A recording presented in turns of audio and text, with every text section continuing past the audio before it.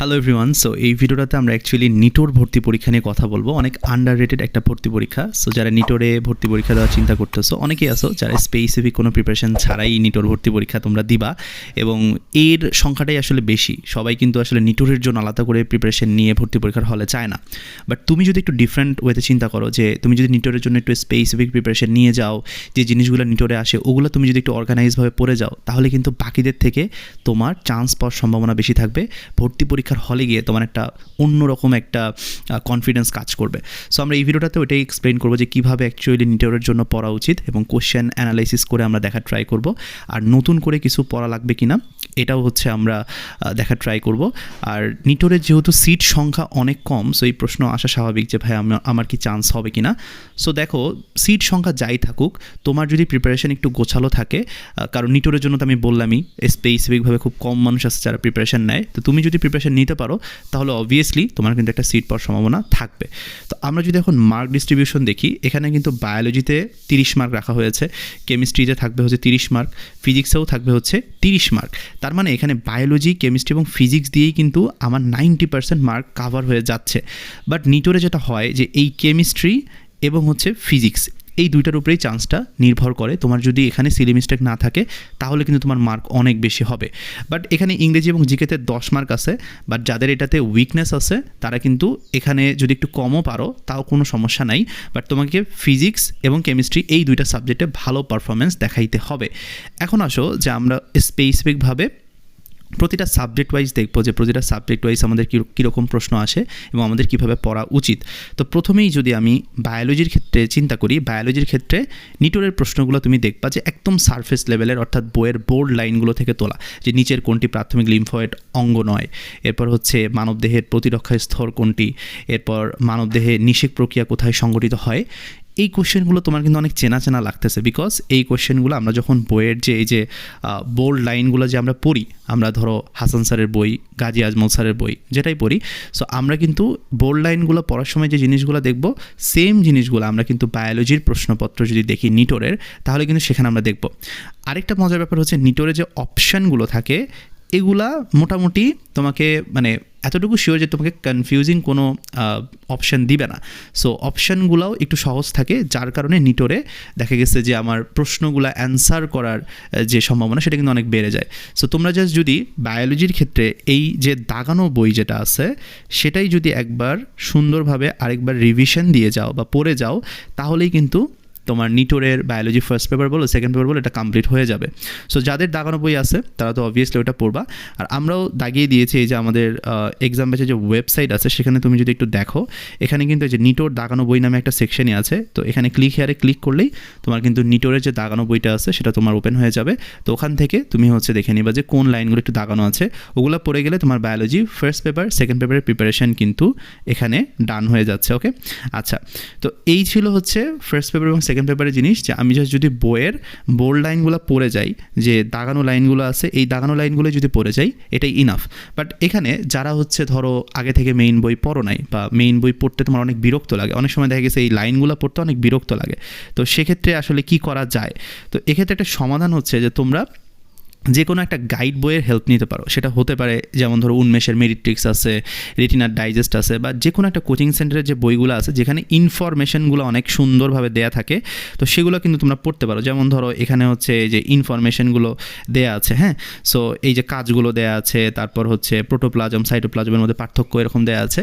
তো অনেকে না বই পড়তে বিরক্ত লাগে, তো সেক্ষেত্রে তোমরা যেটা করবা যে তোমাদের যে কোনো একটা সহায়ক বই যদি থাকে বা অ্যাডমিশন গাইড যদি থাকে, তোমরা কিন্তু এগুলোও পড়তে পারো, কোনো সমস্যা নেই। অর্থাৎ তোমাকে হয় দাগানো বই পড়তে হবে, যেটা পড়া খুবই সেফ, এটা পড়ার থেকেও দাগানো বই পড়া সেফ।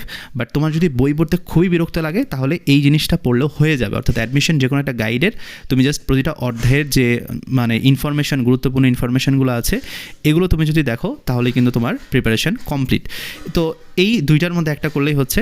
এরপরে তুমি যেটা করবা সেটা হচ্ছে তুমি জাস্ট হচ্ছে নিটোরের জন্য যে এক্সাম আছে সেটা তুমি দিতে পারো, তাহলে হচ্ছে তোমার স্পেসিফিক আইডিয়া হয়ে যাবে যে কোন জায়গাগুলো থেকে প্রশ্ন আসে এবং প্র্যাকটিসটা হয়ে যাবে। তুমি দেখবা যে আমাদের ওয়েবসাইট খুলে যে বায়োলজি প্রথম পত্র যেটা আছে এখানে প্রথম থেকে ষষ্ঠ অধ্যায়ের উপর একটা এক্সাম আছে, তারপর হচ্ছে সপ্তম থেকে 12তম অধ্যায়ের উপর একটা এক্সাম আছে, অর্থাৎ বায়োলজি ফার্স্ট পেপারের উপরে 2টা এক্সাম, বায়োলজি সেকেন্ড পেপারের উপরেও কিন্তু হচ্ছে আমাদের এখানে দেখো 2টা এক্সাম দেওয়া আছে। তো এই 4টা এক্সাম তুমি যদি দাও তাহলে তোমার বায়োলজির ফুল প্রিপারেশান কমপ্লিট। তার মানে হয় তোমাকে মেইন বই পড়তে হবে আর না হলে তোমাকে একটা গাইড পড়তে হবে, পড়ে তুমি যদি এক্সাম দাও তোমার কিন্তু প্রিপারেশান কমপ্লিট।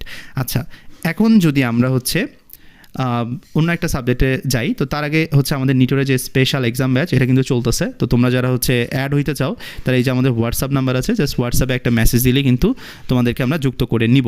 সো এরপরে যদি আমরা হচ্ছে নিটোরের কেমিস্ট্রি অংশ দেখি, কেমিস্ট্রি অংশতেও কোশ্চেনগুলো কই থেকে আসতেছে এটা আমাদের কাছে বুঝতে হবে। যেমন ধরো রাসায়নিক পদার্থকে শুকনো রাখতে ব্যবহৃত হয় কোনটি, এরপরে হচ্ছে টয়লেট ক্লিনার প্রস্তুতিতে কোনটি ব্যবহৃত হয়, তারপর কোন যৌগটি পানিতে অদ্রবণীয়। সো এই কোশ্চেনগুলো কই থেকে আসতেছে এটা তোমার মনে একটা প্রশ্ন জাগতে পারে। তো এগুলো আসতেছে একদম হুবহু হাজারি স্যারের যে অনুশীলনী আছে, হাজারি স্যারের যে অনুশীলনী সেখান থেকে। ওকে, সো অনুশীলনী কিন্তু আমাদেরকে এখানে মাস্ট পড়ে যাইতে হবে। তুমি যদি বায়োলজির ক্ষেত্রে মেইন বুক পড়ো আর কেমিস্ট্রির ক্ষেত্রে শুধুমাত্র যদি এখানে অনুশীলনী করে যাও, তুমি যদি বইয়ের কেমিস্ট্রির বই যদি পড়া থাকে রিভিশন দিবা, সমস্যা নেই। বাট কেমিস্ট্রি তুমি যদি বই পড়ারও তোমার ধৈর্য না থাকে, জাস্ট নিটোরের জন্য একবার করে কি করবা যে হাজারি স্যারের যে অনুশীলনী এমসিকিউগুলো আছে সেগুলো তুমি হচ্ছে সলভ করে যাওয়া মানে হচ্ছে কোশ্চেন দেখবা, দেখে নিজে নিজে অ্যান্সার করার ট্রাই করবা। জাস্ট হচ্ছে কোশ্চেন দেখবা, অ্যান্সার দেখবা, এমন যাতে না হয়। এগুলা পরীক্ষার মতো করে সলভ করে যাবা, যে ভাববা যে এগুলাই পরীক্ষার প্রশ্ন, আমাকে সলভ করে যাইতে হবে। সো এই কাজটা তুমি যদি করতে পারো, যে হাজারি স্যারের যে এমসিকিউগুলো আছে সেগুলো সলভ করবা। আর এখানে যে কয়েকটা এক্সাম দেওয়া আছে, এখানে দেখো যে আমাদের নিটোরের জন্য 2টা এক্সাম দেওয়া আছে। এই যে কেমিস্ট্রি ফার্স্ট পেপারের উপর একটা এক্সাম আছে, কেমিস্ট্রি সেকেন্ড পেপারের জন্য একটা এক্সাম আছে। সো আমরা হাজারি স্যারের হচ্ছে মেইন বুকটার যে অনুশীলনী এমসিকিউ সেটা করব এবং জাস্ট 2টা এক্সাম দিব, প্রিপারেশান ডান। তো অনেকেই দেখবা যে জাস্ট কেমিস্ট্রির জন্য কিচ্ছু পড়বে না, সো তারাও ভালো করবে কারণ তাদের হয়তো বা অনুশীলনীর প্রশ্ন পড়া আছে। বাট তুমি যদি নিটোরের জন্য আগে থেকেই জানো যে আমাকে এই অনুশীলনীর প্রশ্নগুলোই আমাকে পারতে হবে, তাহলে কিন্তু তোমার জন্য মানে কনফিডেন্স গ্রো করাটা ইজি হয়ে যাবে। ভর্তি পরীক্ষার হলে গিয়ে তুমি একদম শান্ত মানে মাথায় তুমি কিন্তু পরীক্ষাটা অ্যাটেন্ড করতে পারবা। সো এই জিনিসটা যাতে মাথায় থাকে। আর কেমিস্ট্রির ক্ষেত্রে আমি যেটা বললাম যে এই যে হাজারি স্যারের এমসিকিউ করলেই হয়ে যাচ্ছে, বাড়তি কোনো কিছু করা লাগবে না, জাস্ট এই অনুশীলনী এমসিকিউ আর এক্সাম ইনাফ। এখন আসো ফিজিক্সের কোশ্চেনগুলো আমরা দেখি। তো ফিজিক্স নিয়ে যেহেতু এখানে ফিজিক্সে অনেক বেশি মার্ক, 30 মার্ক কিন্তু কম না। সো ফিজিক্সে যারা মানে এখানে মার্ক কম পাবে তাদের সিরিয়াল কিন্তু অনেক পিছিয়ে যাবে, তাদের কিন্তু মানে মেরিটে চান্স হবে না। তো সেক্ষেত্রে এই ফিজিক্সের কোশ্চেনগুলো যেমন ডোপ্যান্ড কি, তারপর হচ্ছে পৃথিবী পৃষ্ঠে একটি বস্তুর ওজন 27 নিউটন যদি হয়, তাহলে পৃথিবী পৃষ্ঠ থেকে পৃথিবীর ব্যাসার্ধের অর্ধেক উচ্চতায় ওই বস্তুর ওজন কত হবে। সো এই কোশ্চেনগুলো দেখে তোমার মনে হচ্ছে না যে এগুলা কই থেকে আসছে। সো এগুলাও কিন্তু সেম জিনিসটাই ফলো করতেছে, অনুশীলনীর এমসিকিউ। এবং এখানে ইসাক স্যারের যে বইটা আছে এটার তুমি যদি হচ্ছে অনুশীলনী এমসিকিউগুলা মানে ফলো করে যাইতে পারো, এখানে কিন্তু কিছু ম্যাথও দেওয়া থাকবে। সো ওই ম্যাথ অংশগুলোও তুমি করবা। বুয়েট এবং কুয়েটের মানে ইঞ্জিনিয়ারিং যে কোশ্চেনগুলো আছে ওগুলো বাদে যে ম্যাথমেটিক্যাল কোশ্চেনগুলো থাকবে সেগুলো তুমি করে যাবা। সো এখানে ইসাক স্যারের বইয়ের অনুশীলনী এমসিকিউ তুমি যদি পারো তাহলে তুমি নিটোরের ফিজিক্স পারবা, কোনো সমস্যা নাই। ইভেন তোমার যে থিওরি কোশ্চেনগুলো আসবে সেগুলোও কিন্তু তোমার দেখা গেছে যে ইসাক স্যারের যে অনুশীলনী এমসিকিউগুলো আছে সেগুলো থেকে কমন পড়ে যায়। যেমন খুবই কমন কোশ্চেন যে বলের মাত্রার সমীকরণ কোনটি, তারপর হচ্ছে নিচের বলগুলোর মধ্যে কোনটি সবচেয়ে দুর্বল। তো এই কোশ্চেনগুলোই তুমি দেখবা হুবহু তুমি নিটোরে পেয়ে যাচ্ছ। তার মানে তোমাকে এক্সট্রা করে কোনো কষ্ট করা লাগতেছে না। ইসাক স্যারের জাস্ট অনুশীলনী এমসিকিউ তুমি যদি করে যাইতে পারো, আর হচ্ছে এখানে এই যে ফিজিক্সের উপরে 4টা এক্সাম আছে, এই 4টা এক্সামে আমরা সবগুলো কভার করে দিয়েছি। সো এই 4টা এক্সাম যদি দাও নিটোরের প্রিপারেশন কমপ্লিট। সো খুবই অল্প সময়ের মধ্যে কিন্তু তুমি এগুলো শেষ করে ফেলতে পারবা। কিন্তু অনেকে মেথডটা জানে না জন্য কিন্তু প্রিপারেশনটা ওইভাবে নেয় না। সো প্রিপারেশন না নিয়ে পরীক্ষার হলে যাওয়ার থেকে প্রিপারেশন নিয়ে পরীক্ষার হলে যাওয়াটা কিন্তু বুদ্ধিমানের কাজ। সো এটা যাতে মাথায় থাকে। আচ্ছা, এরপর আমরা আসি ইংরেজির জন্য একদম স্পেসিফিক জিনিস পড়তে হবে, এর বাইরে আসলে কিছুই লাগবে না। তো তোমরা ইংরেজির জন্য কী পড়বা, পার্টস অফ স্পিচ পড়বা, এটা তো অবভিয়াসলি এটা একদমই কমন। এখন এটা কই থেকে পড়বা, এটা হচ্ছে যে কোনো একটা বই, অ্যাপেক্স হইতে পারে, তোমার হচ্ছে মাস্টার হইতে পারে, বা তোমার কোচিং সেন্টারের কোনো একটা বই হইতে পারে, সেটা যেটাই হোক।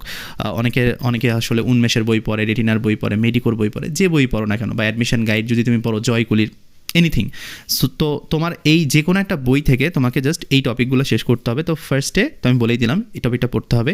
এরপর হচ্ছে অ্যাপ্রোপ্রিয়েট প্রিপোজিশন, যেটা নিয়ে আমাদের অনেকের প্রবলেম থাকে।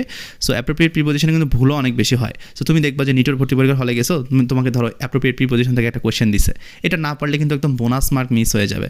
সো অ্যাপ্রোপ্রিয়েট প্রিপোজিশন পারতে হবে। এটার জন্য ফার্স্টে যেটা করবা যে মানে কোচিংয়ের যে বই আছে বা যে কোনো একটা বই থেকে তুমি অ্যাপ্রোপ্রিয়েট প্রিপোজিশনগুলো একদম শুরু থেকে শেষ পর্যন্ত একটু দেখে যাওয়া, এটাই হচ্ছে তোমার অ্যাপ্রোপ্রিয়েট প্রিপোজিশন পারার জন্য শর্ত। এবার সিনোনিম অ্যান্টোনিম, অনেক সিনোনিম অ্যান্টোনিম আছে। সো তোমাকে আসলে কোন জায়গাগুলো পড়তে হবে, এটার জন্য যেটা করবা সেটা হচ্ছে যে এখানে দেখো যে ইংলিশের উপরে 3টা এক্সাম দেওয়া আছে, হ্যাঁ। সো এই 3টা এক্সাম তুমি যদি দাও তাহলে ইংলিশের সবগুলো টপিক তোমার কিন্তু কভার হয়ে যাবে, সিনোনিম অ্যান্টোনিম সহ যতগুলো সম্ভব আমরা কিন্তু এখানে অ্যাড করার ট্রাই করেছি। সো এটা তোমাকে কিন্তু অনেক বেশি হেল্প করবে তোমার নিটোর ভর্তি প্রস্তুতির জন্য। সো তোমরা সিনোনিম অ্যান্টোনিম এখান থেকে পড়বা। আর এখানে আরেকটা জিনিস পড়বা, সেটা হচ্ছে ইডিয়মস অ্যান্ড ফ্রেজ, এটাও পড়তে হবে। আর কন্ডিশনাল সেন্টেন্স, অর্থাৎ এই 5টা টপিক আমরা যদি পড়ে যাইতে পারি তাহলে আমাদের ইংরেজি প্রিপারেশন ডান। এরপরে যদি আমরা সাধারণ জ্ঞানের ক্ষেত্রে আসি, সাধারণ জ্ঞান ক্ষেত্রে আমরা কিন্তু হচ্ছে ফার্স্টে হচ্ছে বাংলাদেশ পরিচিতি অংশটা পাবো।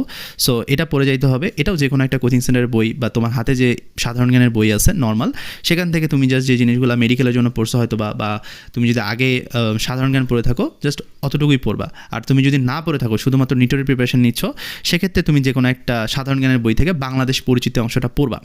আর সাম্প্রতিক অংশের জন্য আমরা হচ্ছে অলরেডি এটা আমাদের টেলিগ্রাম গ্রুপে, বা তোমরা যদি আমাদের এক্সাম ব্যাচে অ্যাড থাকো আমরা ওটা ওয়েবসাইটে দিয়ে দিব। সো সাম্প্রতিক অংশে লাস্ট 3 মাসের যে কে কোন পদক পাইছে বা কে কোন সম্মাননা পাইছে এই রিলেটেড প্রশ্ন থাকে, বা বিভিন্ন চুক্তি থেকে প্রশ্ন থাকে, বা হচ্ছে বিভিন্ন চিকিৎসা রিলেটেড জিনিসপাতি থাকে। তো সাম্প্রতিক অংশ থেকে জাস্ট লাস্ট 3 মাসের যে ইনফরমেশনগুলো আছে গুরুত্বপূর্ণ সেগুলো পড়লেই হচ্ছে। আর আন্তর্জাতিক চুক্তি এবং পদক সম্পর্কে একটু আইডিয়া থাকা লাগবে। সো এগুলো থেকে অনেক সময় কোশ্চেন আসে দেখা যায় একটা। আর খেলাধুলো থেকেও একটা কোশ্চেন থাকতে পারে, ধরো তোমাকে জিজ্ঞেস করলো 2026-এর বিশ্বকাপ মানে ফুটবল বিশ্বকাপ কোথায় অনুষ্ঠিত হবে। সো এই টাইপের কোশ্চেন যদি বলে তাহলে ওটার কিন্তু হচ্ছে অ্যান্সার তোমার পারা উচিত। সো অবভিয়াসলি খেলাধুলো থেকেও যদি একটা কোশ্চেন থাকে এটাতে আসলে অবাক হওয়ার কিছু থাকবে না।